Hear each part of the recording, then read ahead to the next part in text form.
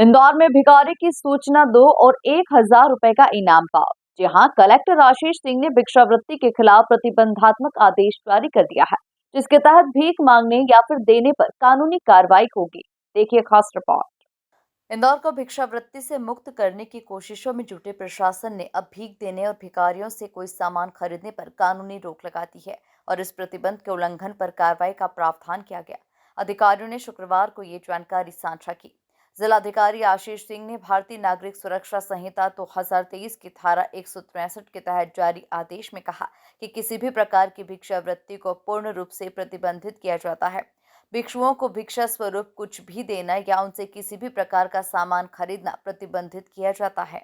देखिए, हम लोग इंदौर को पूरी तरीके से भिक्षावृत्ति मुक्त बनाने के लिए प्रतिबद्ध हैं, प्रयासरत हैं और सभी का सहयोग भी इसमें हमको प्राप्त हो रहा है। और जैसा कि हम लोगों ने जिस विषय में काम किया है, पहले सर्वे का काम हुआ, फिर सबको रोजगार से जोड़ने का काम हुआ, रेस्क्यू रिहेबिलिटेशन का काम हुआ और इस बीच में जो चीज़ें देखने में आई है कि कई सारे इस तरीके के जो तत्व हैं, गैंग हैं, कुछ शोषणकारी एलिमेंट्स हैं जो इन सब चीज़ों को प्रमोट करते हैं। बाहर से लाके भिक्षावृत्ति कराई जाती है, घर के लोगों से ज़बरदस्ती भिक्षावृत्ति कराई जाती है, तो उसकी वजह से ये चीज़ और भी आवश्यक हो जाती है।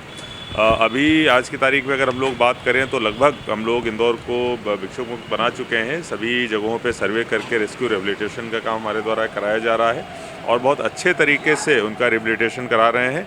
उनको रोज़गार से भी जोड़ रहे हैं, उनको ऐसी जगह रख रहे हैं जहाँ पर उनकी सारी जो डे टू डे बेसिस की नीड्स हैं उनको पूरा किया जाता है। कलेक्टर आशीष सिंह ने प्रतिबंधात्मक धारा में आदेश जारी किया। अगर कोई भीख मांगने वाले की सूचना देता है तो उसे 1,000 रुपए का इनाम दिया जाएगा। अगर कोई भिक्षावृत्ति करता पाया जाता है तो उसकी सूचना महिला एवं बाल विकास विभाग के परियोजना अधिकारी दिनेश मिश्रा को 9691494951 पर दे सकता है।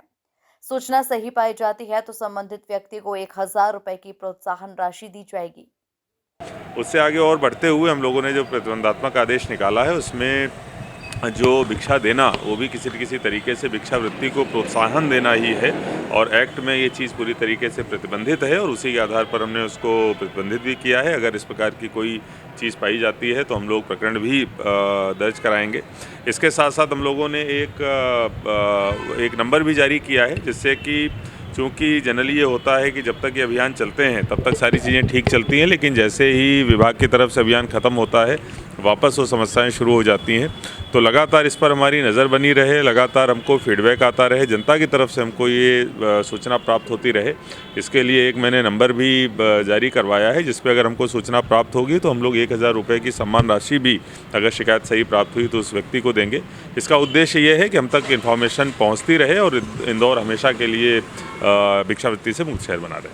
शहर में भिक्षावृत्ति को रोकने के लिए विभिन्न विभागों के दल गठित किए गए हैं। अब तक 354 व्यक्तियों को रेस्क्यू कर सेवाधाम आश्रम और 45 बच्चों को बाल देखरेख संस्थान भेज दिया गया है। भिखारियों पर प्रतिबंध लगाए जाने के अभियान का असर सड़कों पर दिखाई देने लगा है।